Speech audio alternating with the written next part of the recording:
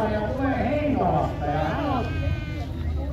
ja hän on Heinolan pelittojen vaikea ja hänellä on tuo huppa täällä niin koteeni kuin Rikkulamessakin mukana. Ja häneltä kysytään tässä, niin kun saadaan sekulaattori päälle, että monetko veliheitto pitää tulla on kyseessä?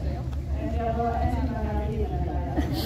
No niin, Anita kertoo, että niitä on jo yli 30 heittokisaa takana, josta rutiinia löytyy. Ei muuta kuin Apoli ja Aitalle tulee tuolla Heinolasta. Ja valmis. Paikka.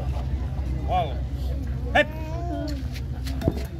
Ja katsokaapa miten lähti. Lähti kun hauski kaistikosta oli tuo lähtö semmoinen. Ja taktiikka on hyvä.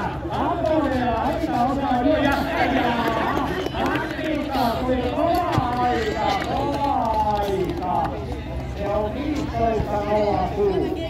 Mitä sanoo Markku Raukko? Oliko se nyt ihan oikea-oppinen suoritus?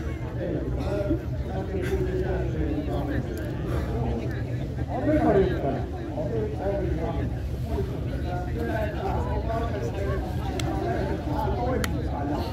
Ja kuuluu valmis Markkoi ja seuraava kilpailija.